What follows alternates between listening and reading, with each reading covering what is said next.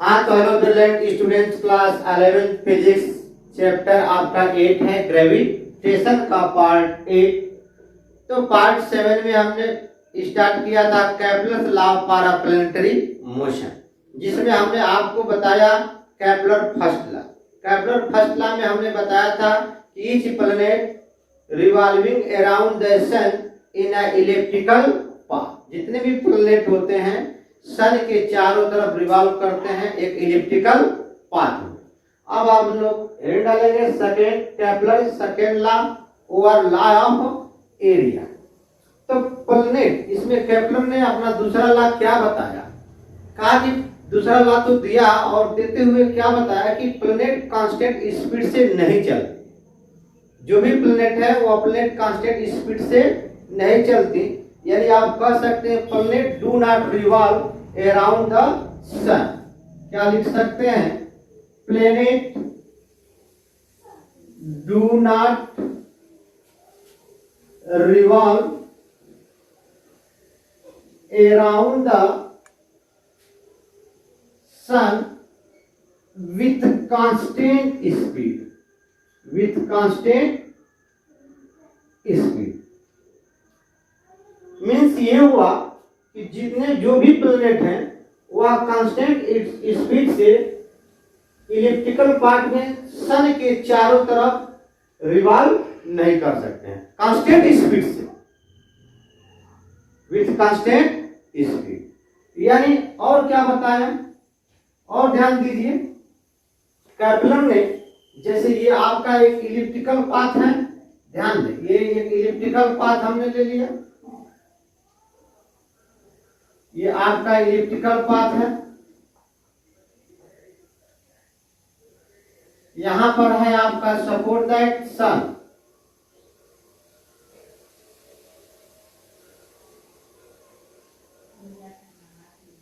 ये हमने distance r2 लिया और ये डिस्टेंस क्या लिया, r1 लिया। अब प्लैनेट यहां से जितने टाइम में यहां पर जाएगा प्लैनेट, उतने ही टाइम में प्लैनेट यहां से यहां आएगा।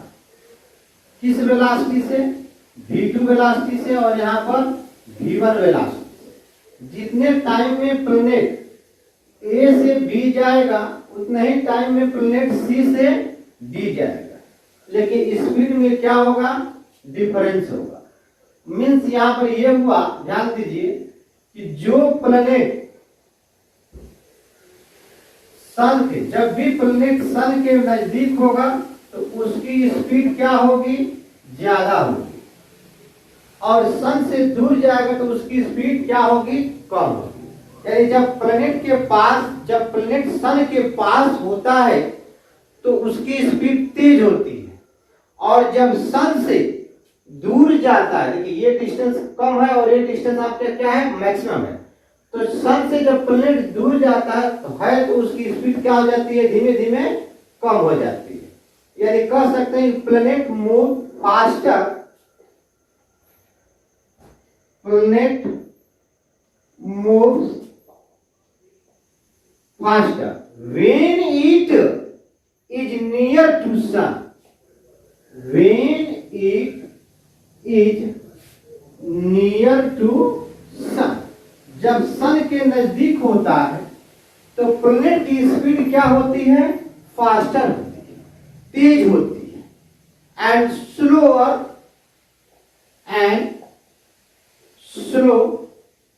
when it is. स्लो कब होगी, जब सन से प्लैनेट दूर होगा। हमने क्या लिखा, and slow when it is further, when it is further from sun. जब सन से दूर होगा प्लैनेट तो उसकी स्पीड क्या होगी, ज्यादा होगी। जब सन के नजदीक हो, जब सन से प्लैनेट दूर होगा तो उसकी स्पीड स्लो होगी, और जब सन से प्लैनेट पास होगा तो उसकी स्पीड क्या होगी, फास्टर होगी, तेज होगी।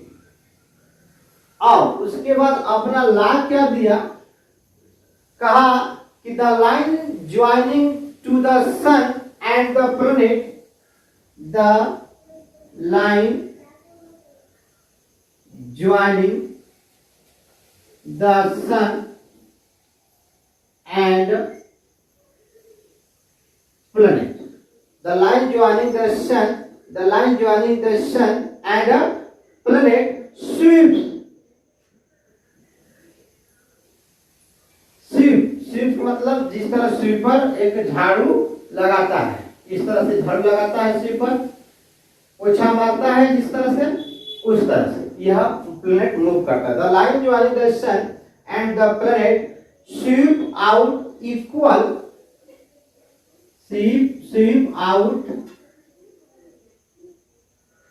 Equal area in equal time interval. Equal area in equal time interval. देखिए ये जो है केपलर ने अपना ला दिया. क्या कहा? The line joining the sun and planet sweep out equal area in equal time interval. ठीक है, यानी इक्वल ये एरिया और ये एरिया दोनों क्या होंगे? इक्वल है. आपका ये A1 और A2 दोनों एरिया क्या होंगे? इक्वल होंगे. क्यों? जितने टाइम में प्लैनेट यहां से यहां जाएगा उतने ही टाइम में प्लैनेट यहां से यहां आएगा. अब देखिए यहां पर स्पीड ज्यादा है और यहां पर स्पीड कम है, बट यहां पर डिस्टेंस कम है, यहां पर डिस्टेंस क्या है? ज्यादा है. इसलिए दोनों A1 और A2 दोनों का एरिया क्या होगा? सेम होगा. और उन्होंने कहा कि it mean areal velocity of planet around the sun, it means areal velocity. ठीक है, एरियल वेलोसिटी क्या होता है बताता हूं, ध्यान समझिए. Areal velocity of planet around the sun,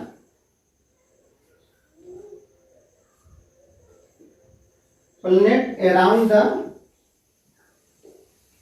sun will be constant. Areal velocity constant होगी, ना कि उसकी स्पीड या वेलोसिटी कांस्टेंट होगी. एरियल वेलोसिटी कांस्टेंट होगी, ना कि स्पीड या वेलोसिटी कांस्टेंट होगी. आई बात समझ में? और इन्होंने बताया कि केपलर सेकंड लॉ कि Kepler second law is based on the conservation of angular momentum. Kepler second law is based on the conservation of angular momentum. यानी आप क्या लिखेंगे? Kepler second law is based on the conservation of angular momentum. Conservation of angular momentum.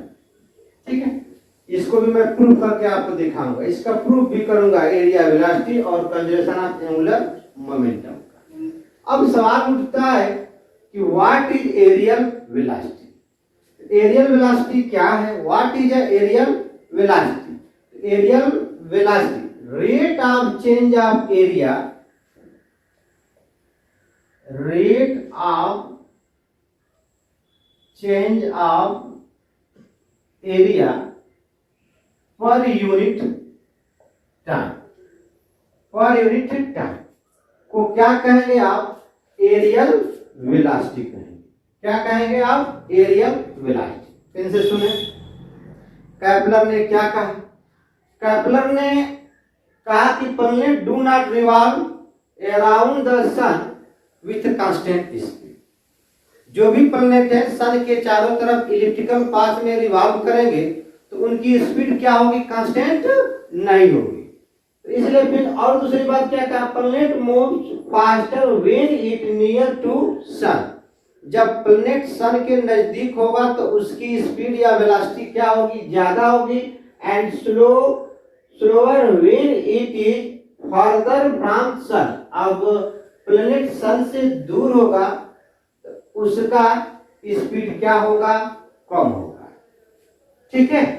दूसरी बात definition क्या दिया कि the line joining the sun and a planet. ये क्या है? प्लैनेट.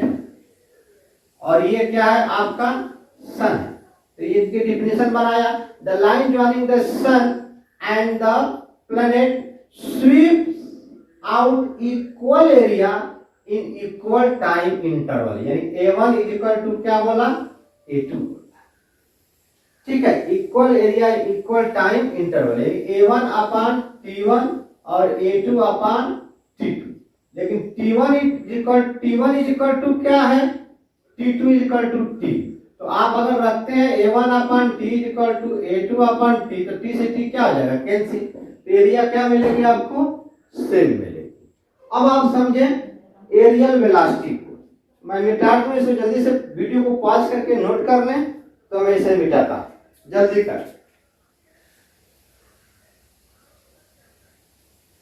आइए समझिए एरियल वेलोसिटी को समझिए।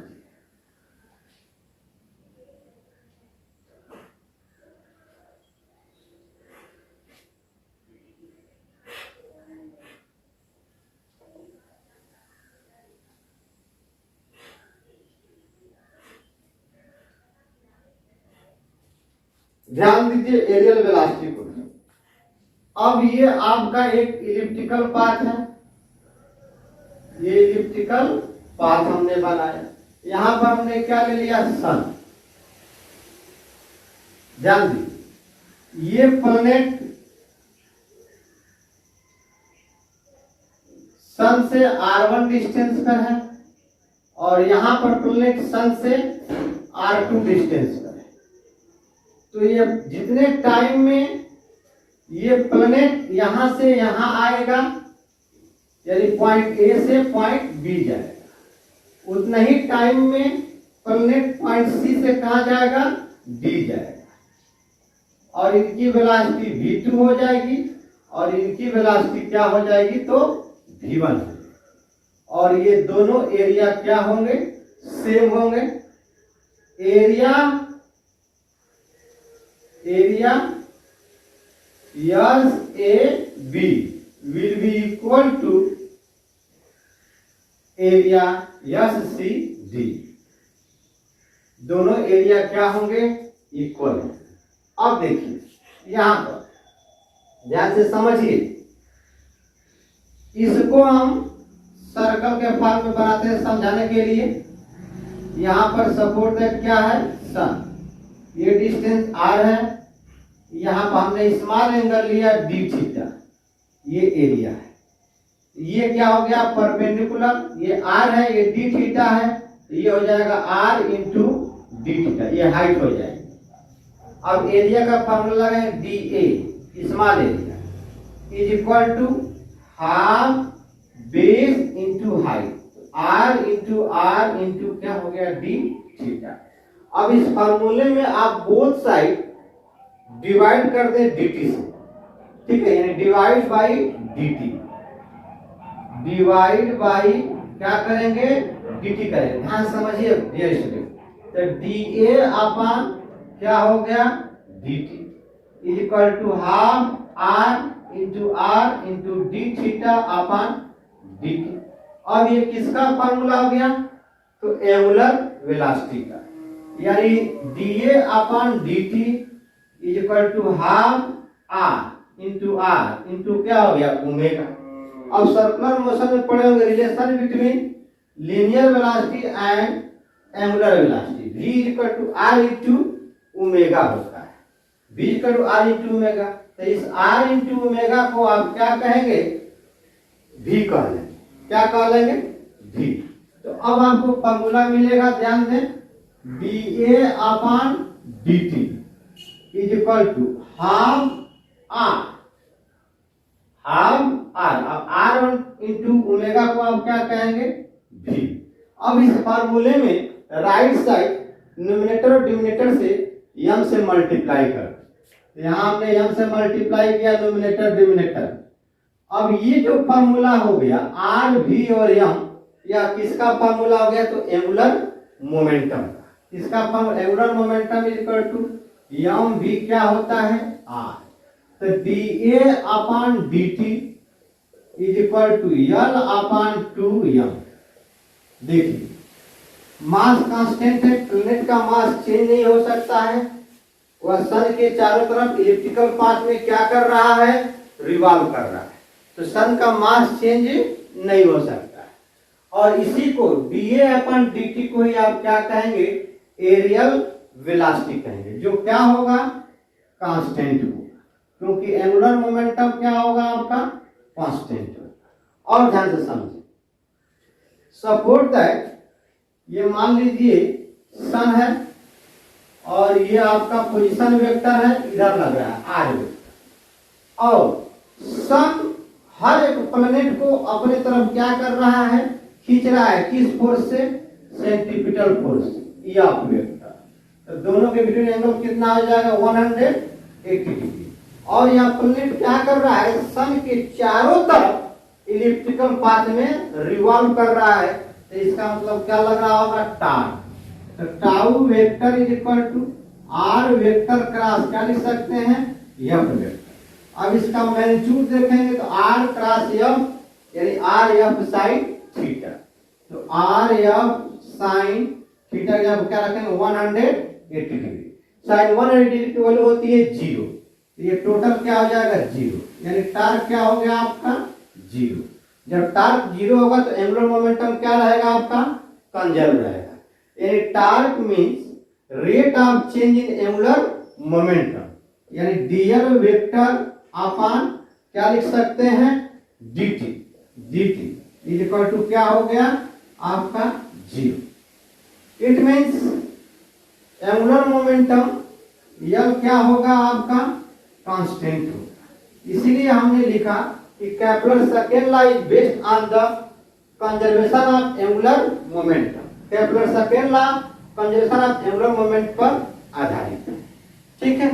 दूसरा चीज आप समझें, यहाँ पर एक चीज और क्या बताया केपलर ने प्रूव कर दिया, किस तरह से प्रूव किया कि एंगुलर मोमेंटम कांस्टेंट होगी, ठीक है। तो हम यहाँ पर लिख सकते हैं, by conservation of angular momentum of a planet at point A will be equal to conservation of angular momentum at point C.